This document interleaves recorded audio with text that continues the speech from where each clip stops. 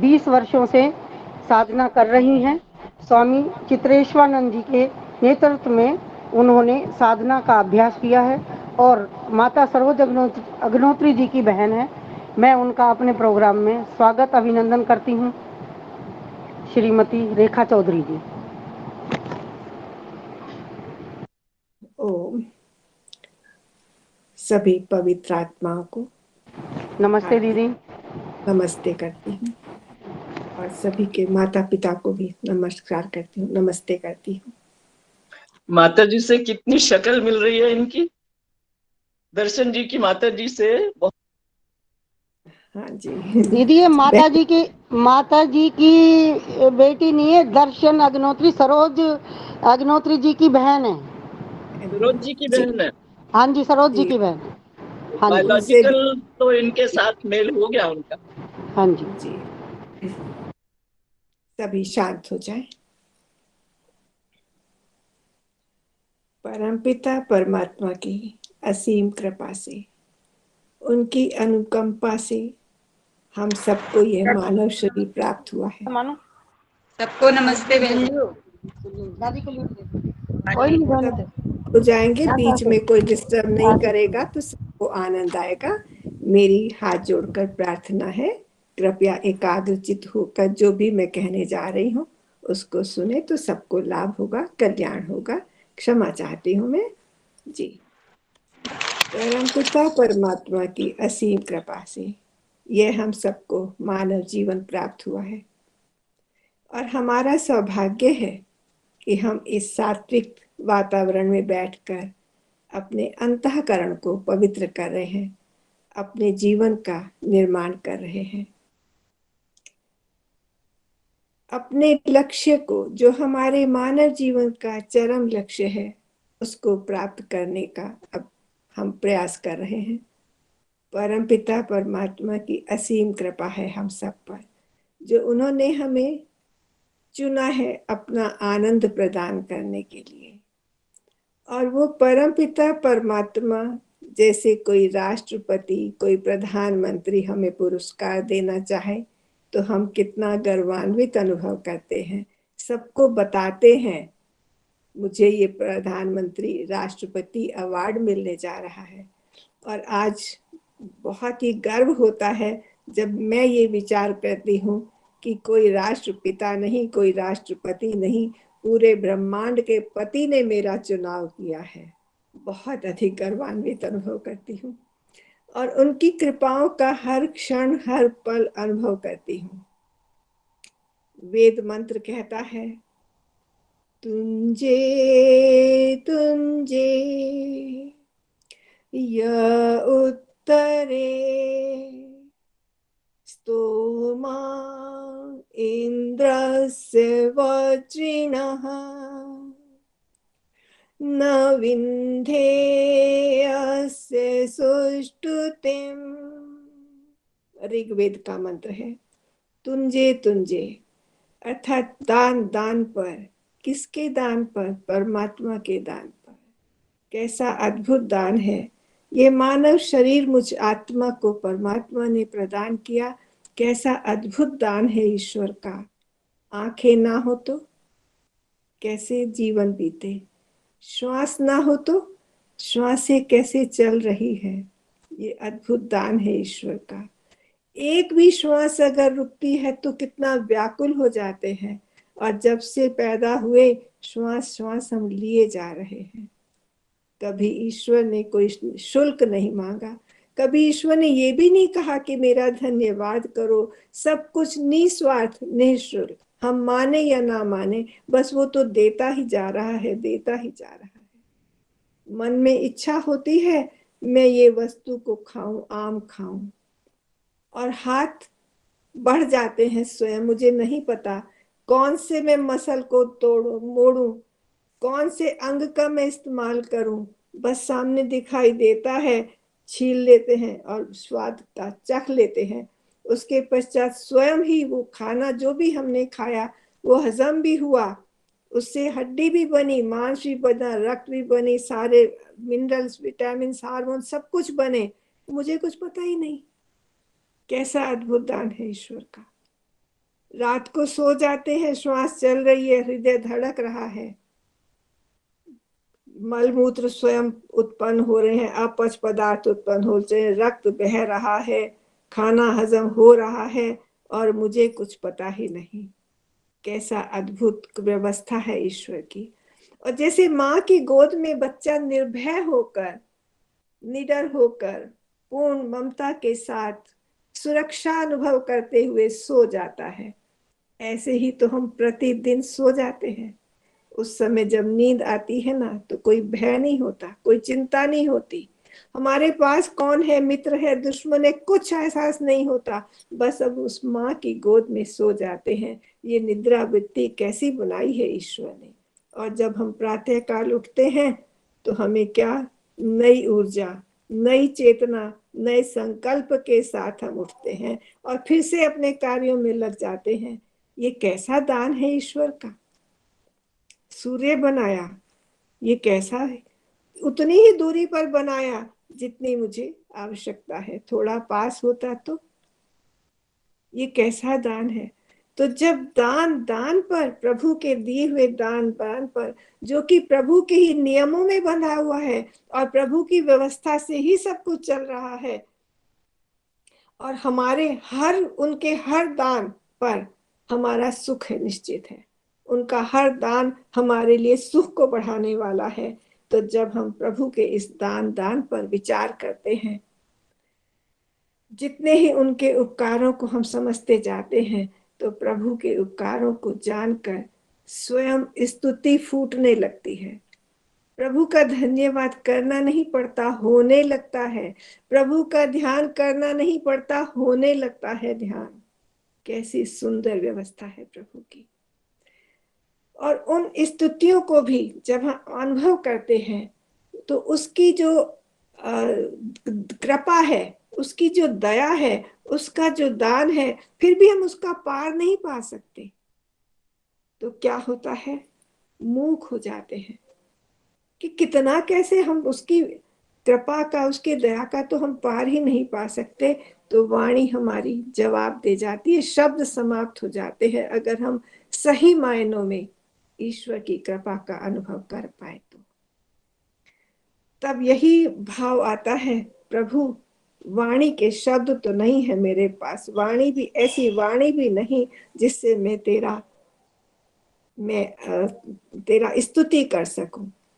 तो केवल बस मूक रह जाते हैं और बस धन्यवाद का भाव उमड़ पड़ता है, और प्रेम का भाव, कृतज्ञता का भाव, धन्यवाद का भाव से भरकर हम मूक हो जाते हैं। वाणी भी उसका बखान नहीं कर सकती, कोई ऐसी भाषा नहीं बनी जो उसके दानों के लिए हम उसका धन्यवाद कर सके। इतने अधिक दान है मेरे परमात्मा के। तो पुण्य आत्मा, पवित्र आत्मा, महान दया है ईश्वर की हम सब पर।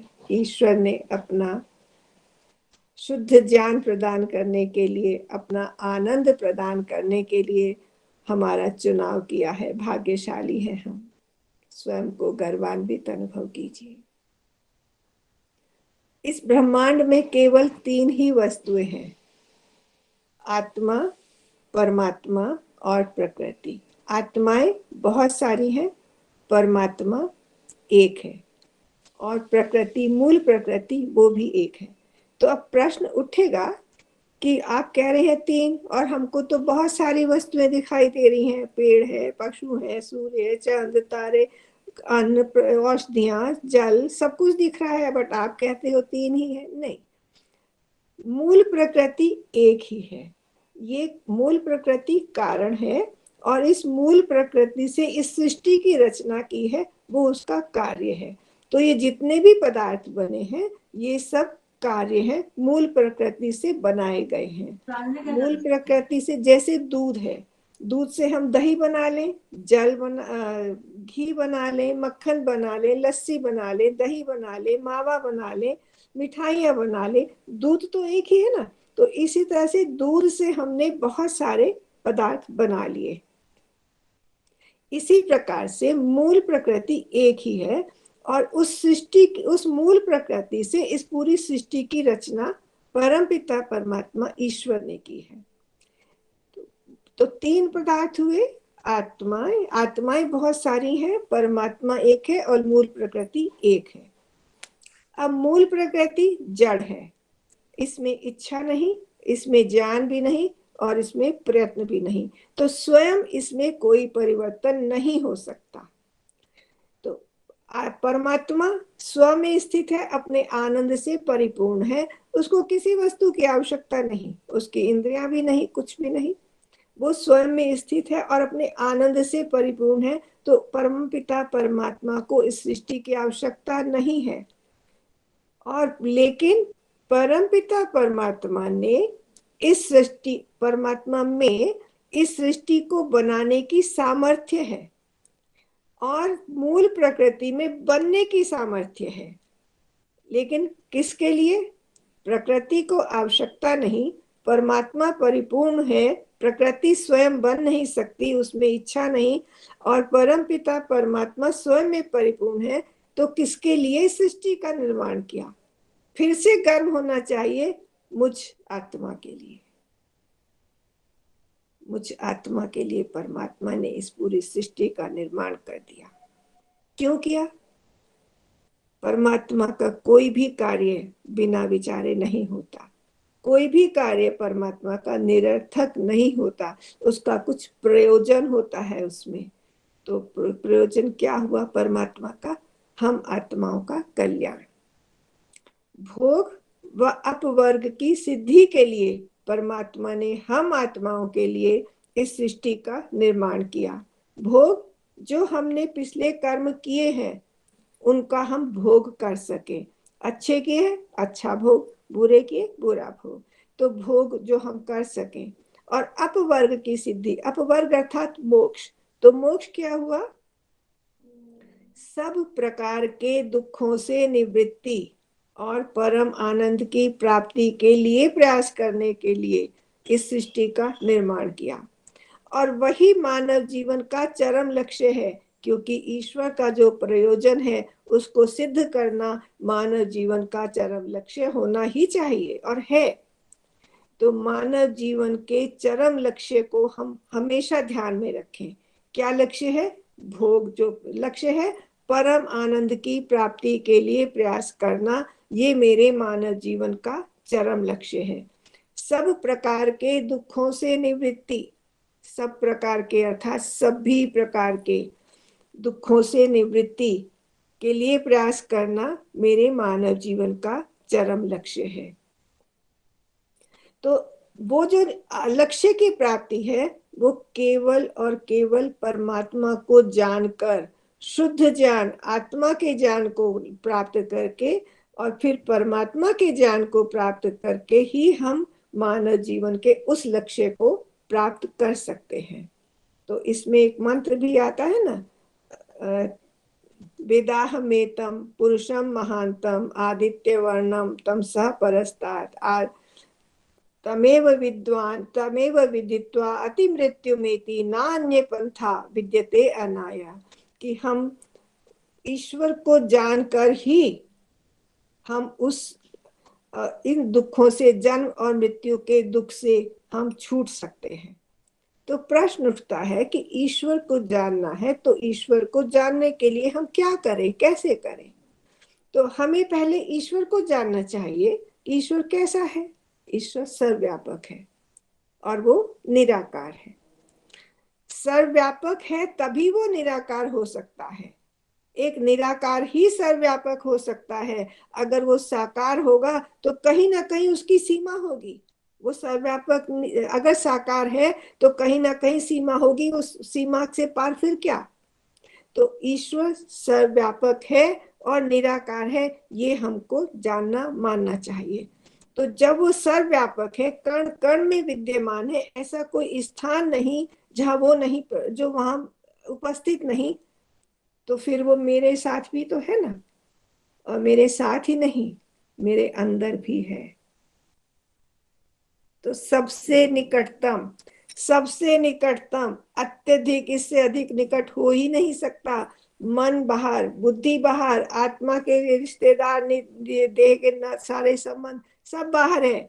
और तो और ये इंद्रियां भी मेरे आत्मा के बाहर ही हैं, और मन भी आत्मा उससे कार्य ले रहा है, बाहर है, बुद्धि भी बाहर है।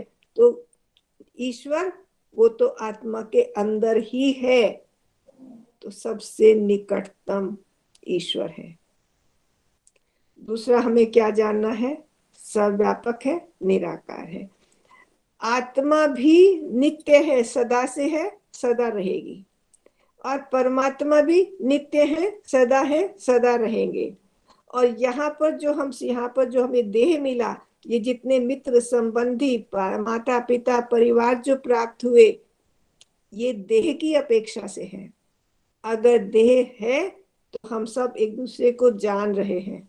यदि अभी एक एनेस्थीसिया का इंजेक्शन लगा दिया जाए, आत्मा का शरीर से संबंध थोड़ा सा कम कर दिया जाए, तो हम स्वयं को भी नहीं जान सकते, हमारे साथ कौन है उसको भी नहीं जानते। निद्रा में जब हम स्व में स्थित होते हैं, तब भी हमारे साथ कौन है हम नहीं जान रहे। तो देह है तो संबंध है। तो ये जितने भी संबंध हैं देह की अपेक्षा से हैं। और देह प्रकृति से बनी हुई हर वस्तु क्षण क्षण क्षय की ओर जा रही है। अपने मूल कारण की क्षय नहीं होता है, नाश नहीं होता किसी भी वस्तु का, वो अपने मूल कारण में चली जाती है। तो वो अपने मूल कारण में जा रही है, तो वो परिवर्तनशील है। और जो नित्य है वो आत्मा है और परमात्मा है। तो जो ये देह से संबंध है वो आज है, कल नहीं रहेंगे। जैसे एक रेलगाड़ी में सफर कर रहे हैं, जहां जहां जिसका स्टेशन आया वो वहीं उतर जाएगा, बस इतना ही संबंध है। या फिर इसको ऐसे समझें जैसे हवा चली, पत्ते मिल गए, और दूसरी तरफ की हवा चली तो पत्ते बिछड़ गए, बस इतना ही हमारा संबंध है। लेकिन वो संबंध हमारे अनित्य हैं। इस कारण ये नहीं कि हम उनको छोड़ दे, नहीं, उनके साथ निभाना है, उनके साथ प्रेम से रहना है। लेकिन मन के अंदर ये हमेशा याद रखना है कि ये संबंध अच्छे हैं, प्रेम से हैं, इनको निभाना है। लेकिन ये अनित्य है, आज है कल नहीं रहेंगे। मेरा जो वास्तविक संबंध है वो परमात्मा भी नित्य, मैं भी नित्य, तो उसी के साथ संबंध है और उसी से ही निभाना है।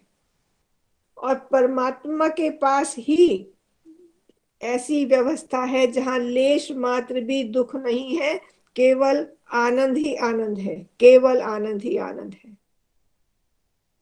तो अब परमात्मा को फिर से वहीं पर आते हैं कि उसको कैसे जाने। तो परमात्मा सर्वव्यापक है, सब जगह है, मेरे अंदर बाहर सब जगह भी है। और मैं आत्मा, मैं कहाँ पर हूं? सबको अनुभव होता है कि मैं शरीर के अंदर हूं। कोई ऐसा नहीं कहता कि मैं नहीं हूं, मैं शरीर के अंदर हूं। और ये शरीर मैं नहीं बना सकता। मेरी माता ने एक माध्यम बनी, कारण बनी, वो पूजनीय है, आदरणीय है, लेकिन माता ने शरीर नहीं बनाया। अगर माता शरीर बनाती तो माता को पता होता कि ये लड़का है, लड़की है, पुत्र काला है, गोरा है, कुछ भी तो नहीं पता, कब अंदर आया कब बाहर आएगा, कुछ भी तो नहीं पता माता को। माता माध्यम अवश्य है, लेकिन उसके अंदर देह का निर्माण करने वाला वही परम पिता परमात्मा ईश्वर है। तो माता पिता के प्रति हम नमन करते हैं, उनको प्रणाम करते हैं, सम्मान करते हैं, धन्यवाद करते हैं, कृतज्ञता का भाव उत्पन्न करते हैं। लेकिन असली संबंध जो परम पिता परमात्मा से है उसको हमें सदा याद रखना है। और वही परम माँ है, वही हमारा पालन पोषण कर रहे हैं, वही हमारे परम पिता हैं, और वही परम आत्मा भी है।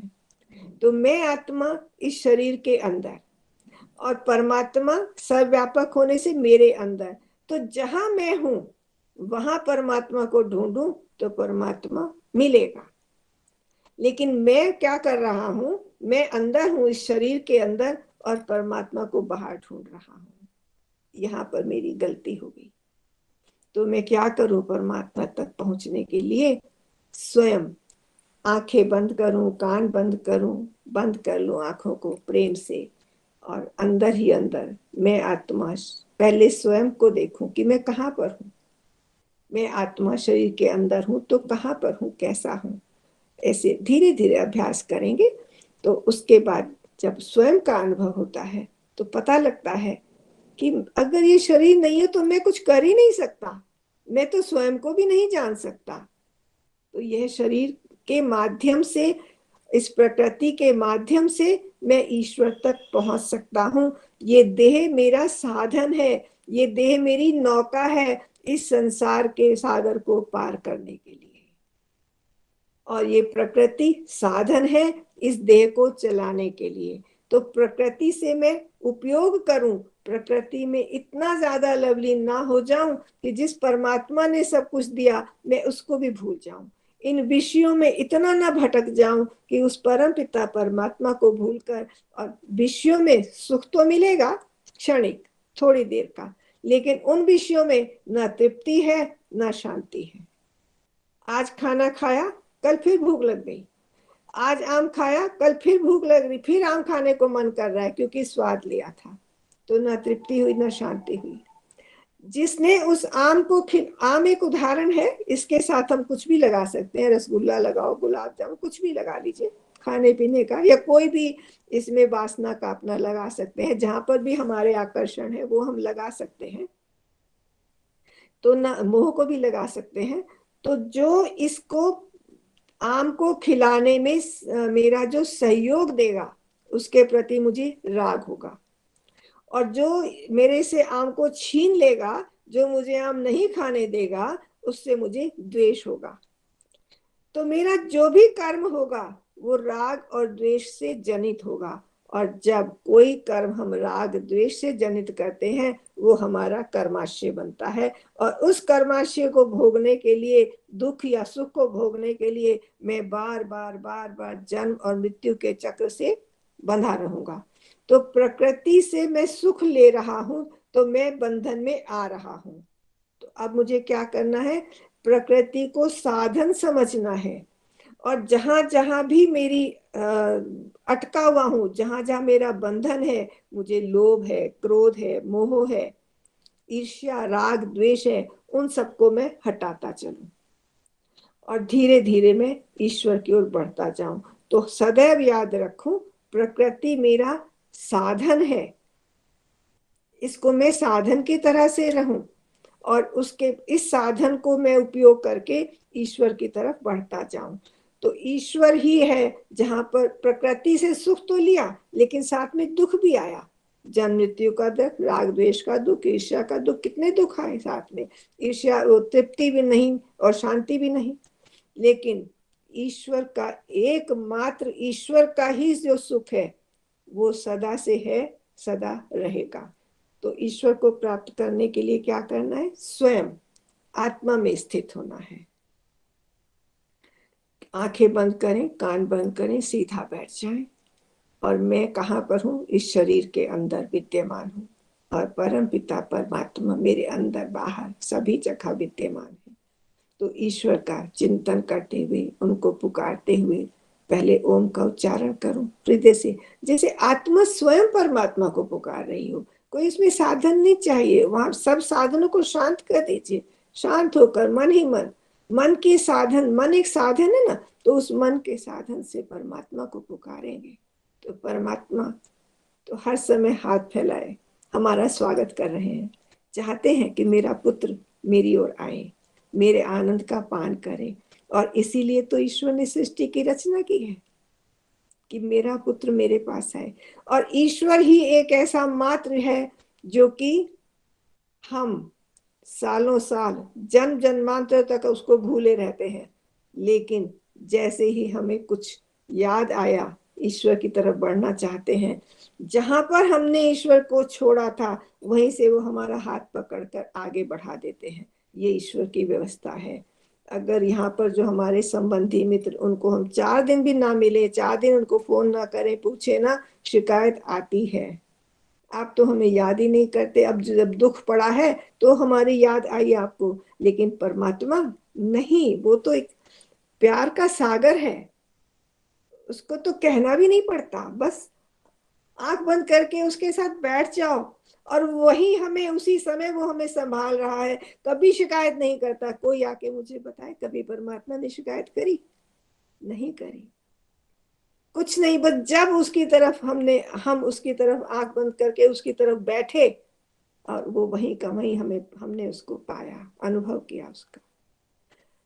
और परमात्मा ने जैसे ही हमने उनको याद किया, हमने प्रार्थना करी और प्रार्थना सुनकर प्रभु ने हमारी स्वीकार किया और वहीं से हमारी यात्रा फिर से आरंभ करवा दी। कोई शिकायत नहीं, कोई गिला नहीं। ऐसा है मेरा प्रभु। तो समय तो मुझे आधे घंटे का ही दिया गया था, लेकिन ईश्वर तो एक ऐसा है कि जितना उनके याद करो, जितना उनके विषय में बोलो, मन नहीं भरता।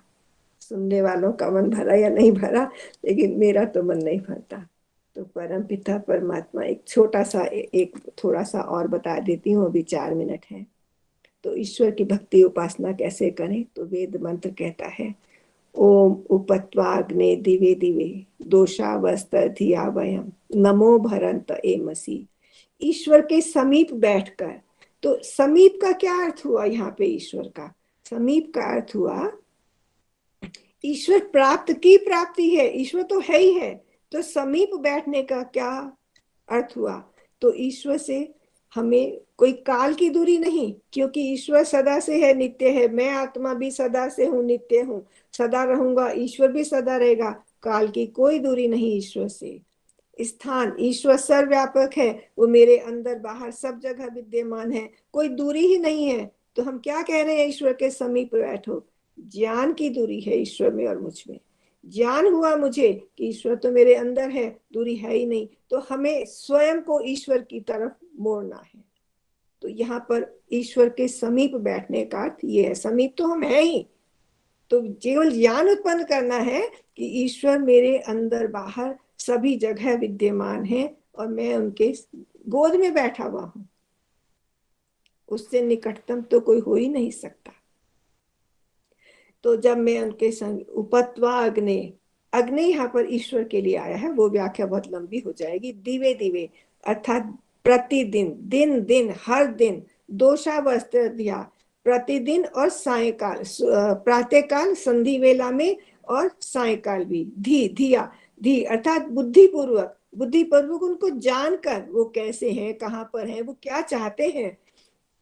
दोषावस्त्र धिया वयम नमो भरंत एमसी, उनको अंदर धारण करके और फिर उनके साथ हम अपनी, ये नहीं होली दिवाली बस नवरात्रों में किया, नहीं, प्रतिदिन सुबह शाम बुद्धिपूर्वक जानकर मैं हूं और ईश्वर है, और उनको अपने अंदर जानकर उनको नमस्कार करें, प्रणाम करें और उनकी उपासना करें। तो हम उनके साथ आगे बढ़ जाएंगे। उनके शुद्ध ज्ञान को प्राप्त करने का हमें अवसर प्राप्त होगा। हम उनके आनंद को प्राप्त करेंगे तो हमारे जो आवरण आए हुए हैं अंदर, वो धीरे धीरे हटने लगेंगे। इन्हीं शब्दों के साथ मैं वाणी को विराम देती हूँ और आप सबका कोट अनकोट बहुत बहुत धन्यवाद करती हूँ कि आपने सुना और मुझे बहन ने अवसर प्रदान किया कुछ कहने का। ईश्वर के लिए कुछ फिर से मेरा भी रिवीजन हो जाता है इस बहाने से। तो आप सबका बहुत बहुत मंगल कल्याण हो, सबका शुभकामनाएं। और यदि कोई प्रश्न ऐसे में उठता है कि ध्यान कैसे करें, तो आप कभी भी किसी भी समय केवल यही जानने के लिए कि ईश्वर को साथ हम कैसे जुड़ें, आप मुझे संपर्क कर सकते हैं। बहुत बहुत धन्यवाद। कोट एंड कोट नमन। आपका फोन नंबर कैसे